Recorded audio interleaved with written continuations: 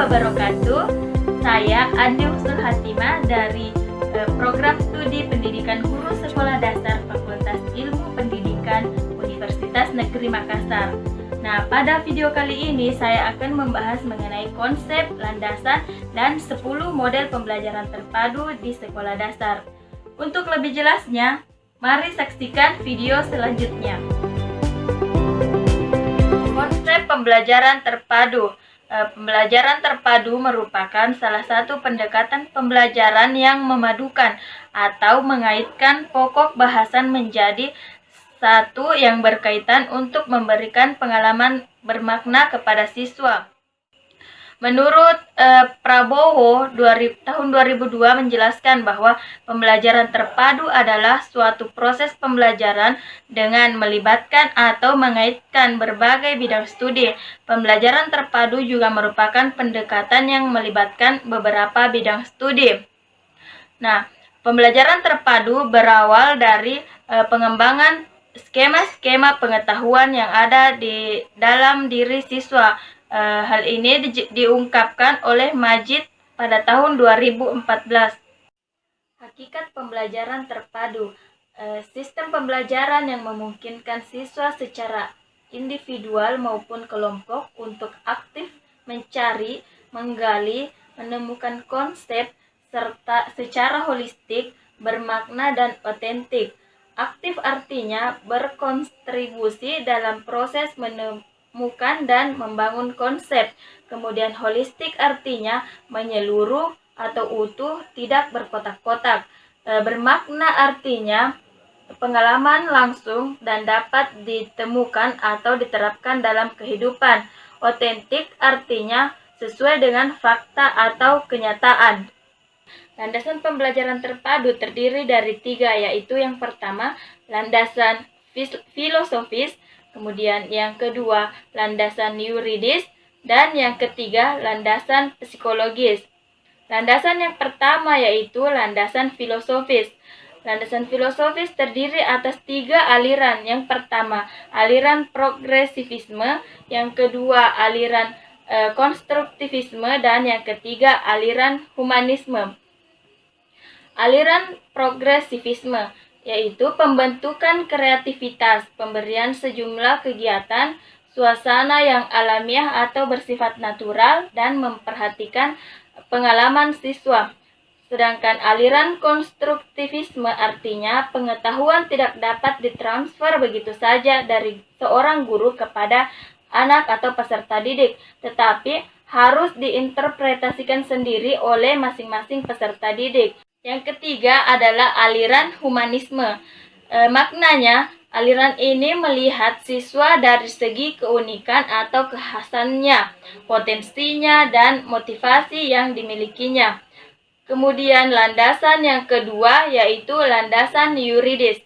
Landasan yuridis terdiri dari 3. Yang pertama, Undang-Undang Nomor 23 Tahun 2002 tentang Perlindungan Anak. Setiap anak berhak memperoleh perlindungan dan pengajaran dalam rangka pengembangan pribadinya dan tingkat kecerdasannya sesuai dengan minat dan bakatnya yang tertulis dalam pasal 9. Yang kedua yaitu Undang-Undang Nomor 20 Tahun 2003 tentang Sistem Pendidikan Nasional. Setiap peserta didik pada setiap satuan pendidikan berhak mendapatkan pelayanan pendidikan sesuai dengan bakat, minat, dan kemampuannya. Hal ini tertulis dalam bab 4 pasal 1B. Kemudian yang ketiga, menurut Permendiknas nomor 22 tahun 2006 tentang kerangka dasar dan struktur kurikulum. Pembelajaran pada kelas 1 sampai kelas 3 dilaksanakan melalui pendekatan terpadu, sedangkan pada kelas 4 dan sampai kelas 6 dilaksanakan melalui pendekatan mata pelajaran. Landasan ketiga yaitu landasan psikologis. Landasan ini terbagi menjadi 2, yaitu psikologis perkembangan peserta didik dan psikologi belajar. Psikologi perkembangan peserta didik artinya menentukan isi atau materi pembelajaran tematik dengan tahap perkembangan peserta didik. Kemudian yang kedua, psikologi belajar artinya kontribusi dalam hal bagaimana isi atau materi pembelajaran tematik tersebut disampaikan kepada siswa dan bagaimana pula siswa mempelajarinya.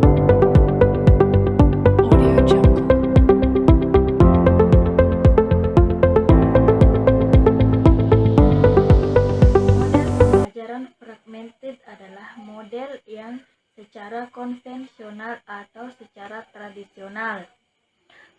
Letak keterpaduan pada model ini adalah terletak pada materi dari setiap mata pelajaran, namun keterpaduannya tidak langsung muncul dalam materi melainkan dalam satu semester, yaitu program semester.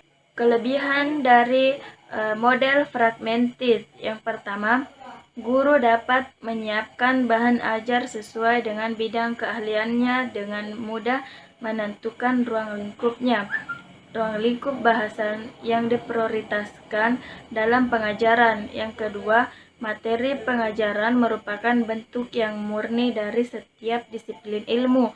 Yang ketiga, menciptakan guru yang ahli di bidangnya serta dapat mengembangkan ilmunya secara luas. Nah, kekurangan dari model ini yaitu keterhubungan menjadi tidak jelas dan lebih sedikit transfer pembelajarannya. Kemudian yang kedua, menyebabkan tumpang tindih antara konsep, perilaku, dan pemahaman yang dikuasai oleh siswa. Kekurangan yang ketiga yaitu tidak efisien waktu karena mata pelajaran disajikan secara terpisah-pisah. Selanjutnya yaitu model pembelajaran tipe nested. Karakteristik model nested. Pembelajaran model nested memfokuskan keterampilan dari berbagai aspek pada satu mata pelajaran saja, tetapi materi pelajaran masih ditempatkan pada prioritas utama, kemudian dilengkapi dengan keterampilan lainnya. Kelebihan model nested. Kelebihan tipe nested atau tersarang adalah guru dapat memadukan beberapa keterampilan sekaligus dalam satu pembelajaran di dalam satu mata pelajaran. Dengan menjaring atau mengumpulkan sejumlah tujuan dalam pembelajaran menjadi semakin diperkaya dan berkembang dengan memfokuskan pada isi pelajaran, strategi berpikir, keterampilan sosial, dan ide-ide penemuan lainnya. Satu pelajaran dapat mencakup banyak dimensi. Selain itu, kekurangan dari model nested yaitu terletak pada guru ketika tanpa perencanaan yang matang memadukan beberapa keterampilan yang menjadi target dalam satu pembelajaran. Hal ini berdampak pada siswa dalam prioritas belajar akan menjadi kabur karena siswa diarahkan untuk melakukan beberapa tugas belajar sekaligus. Karakteristik model Webet. Karakteristik model pembelajaran terpadu ini, pembelajaran berpusat pada peserta didik sesuai dengan pendekatan modern yang lebih banyak menempatkan peserta didik sebagai subjek belajar sedangkan guru sebagai fasilitator. Yang kedua, memberikan pengalaman belajar. Kegiatan belajar akan lebih bermakna dan berkesan bagi peserta didik sehingga hasil belajar dapat bertahan lebih lama. Yang ketiga, meminimalisir pemisahan mata pembelajaran. Pemisahan antar mata pembelajaran tidak jelas. Fokus pembelajaran diarahkan pada pembahasan tema-tema yang berkaitan dengan kehidupan peserta didik. Yang keempat, menyajikan konsep dari berbagai mata pelajaran.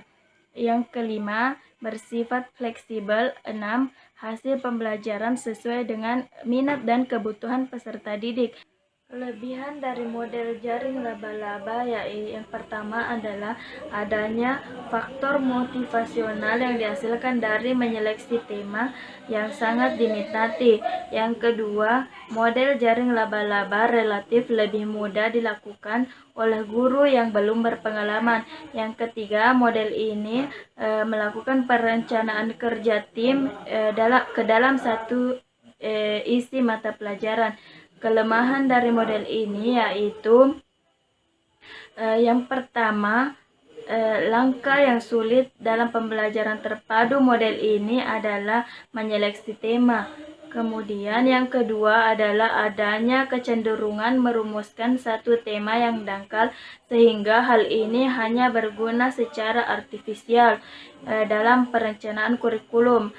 Ketiga, guru dalam pembelajaran lebih berfokus pada kegiatan daripada pengembangan konsep. Model connected atau keterhubungan adalah model pembelajaran yang secara sengaja diusahakan untuk menghubungkan satu konsep dengan konsep yang lain, satu topik dengan topik yang lain, satu bidang pengembangan dengan bidang pengembangan lain, atau satu mata pelajaran dengan mata pelajaran yang lain. Karakteristik dari model ini yaitu yang pertama, integrasi inter bidang studi. Yang kedua, mengintegrasikan satu konsep, keterampilan atau kemampuan yang ditumbuh kembangkan dalam satu pokok bahasan. Yang ketiga, butir-butir pembelajaran dapat dipayungkan pada induk mata pelajaran tertentu. Yang keempat, adanya hubungan terkait antara satu konsep dengan konsep lain dalam satu bidang ilmu. Kelebihan dari model connected yaitu mengaitkan ide-ide dalam satu tema pembelajaran. Siswa memiliki gambaran besar seperti halnya suatu tema yang berfokus pada satu aspek. Kelemahan dari model ini yaitu berbagai mata pelajaran di dalam model ini tetap terpisah dan nampak tidak terkait, walaupun hubungan dibuat secara eksplisit antar mata pelajaran. Kekurangan dari model ini yaitu dapat memecah perhatian siswa, upaya-upaya menjadi tidak efektif. Yang ketiga yaitu the integrate model atau model integrasi. Model ini merupakan pembelajaran terpadu yang menggunakan pendekatan antara mata pelajaran. Model ini diusahakan dengan menggabungkan mata pelajaran dengan menetapkan prioritas kurikuler dan menentukan keterampilan, konsep, dan sikap yang saling tumpang tindih di dalam beberapa mata pelajaran. Karakteristik dari model ini yaitu memadukan beberapa mata pelajaran yang memiliki inti topik yang sama menjadi satu topik tertentu. Kemudian menghubungkan antar mata pelajaran yang menyimpulkan keterampilan dan sikap positif dari siswa itu sendiri. Sedangkan kelebihan dari model ini yaitu memudahkan siswa untuk mengarahkan keterkaitan dan keterhubungan di antara berbagai muatan mata pelajaran. Sedangkan kelemahannya yaitu model ini sangat sulit diterapkan secara penuh. Karakteristik model network. Pengembangan bahan ajar menggunakan model terpadu tipe network sebenarnya hampir sama dengan bahan ajar terpadu tipe immerse. Perbedaan di antara bahan ajar tipe network dan immerse terletak pada proses penggalian informasi terkait konsep yang mereka minati. Setelah siswa menentukan konsep yang mereka minati, siswa menggali informasi terkait konsep tersebut dengan bertanya kepada temannya atau guru, sedangkan pada tipe immerse tadi, siswa menggali informasi sendiri melalui sumber belajar yang ada. Kelebihan dari model network ini yaitu mengajak siswa aktif dalam pembelajaran. adanya rangsangan informasi yang relevan, serta melatih siswa untuk cakap dan terampil dalam pencarian informasi. Kekurangan dari model ini yaitu hanya dilakukan bukan tenaga ahli. Model selanjutnya yaitu model triad atau model untaian. Karakteristik utama dari model ini yaitu mata pelajaran dihubungkan oleh keterampilan secara umum pada setiap mata pelajaran. Kelebihan dari model ini yaitu para guru akan lebih menekankan pada aspek perilaku metakognitif, sehingga siswa akan belajar bagaimana seharusnya mereka belajar. Adapun kelemahannya yaitu model ini masih diperlukan adanya tambahan kurikulum lainnya. Model selanjutnya yaitu model share.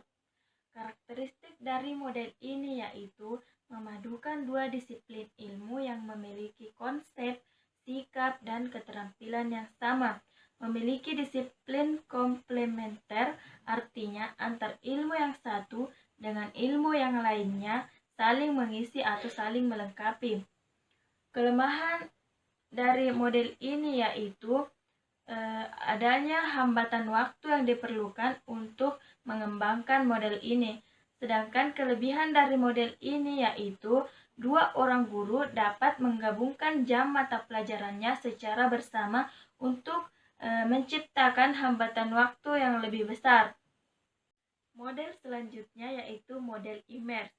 Karakteristik model immerse yaitu dibangun untuk membantu siswa dalam rangka mengambil intisari dari beberapa fenomena kejadian untuk memperoleh pengetahuan dan mengaplikasikannya apa yang telah diketahui tersebut.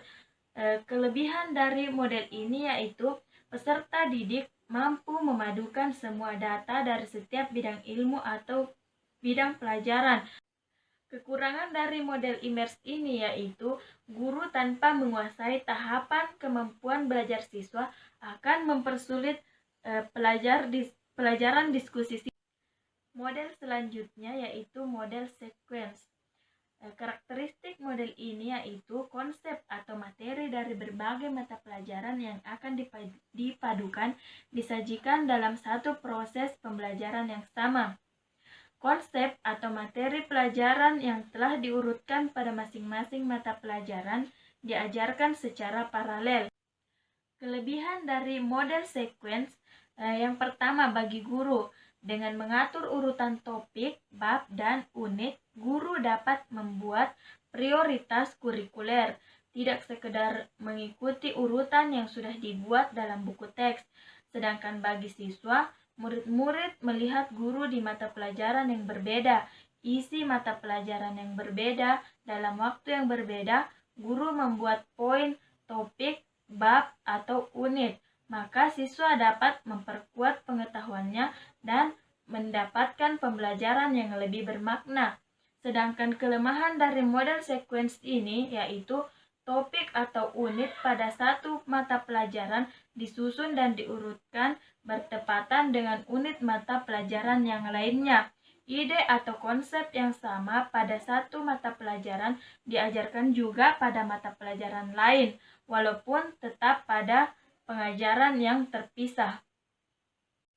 Nah, itulah tadi pembahasan dari saya mengenai konsep, landasan, dan 10 model pembelajaran terpadu di sekolah dasar. Semoga video ini dapat bermanfaat bagi teman-teman sekalian.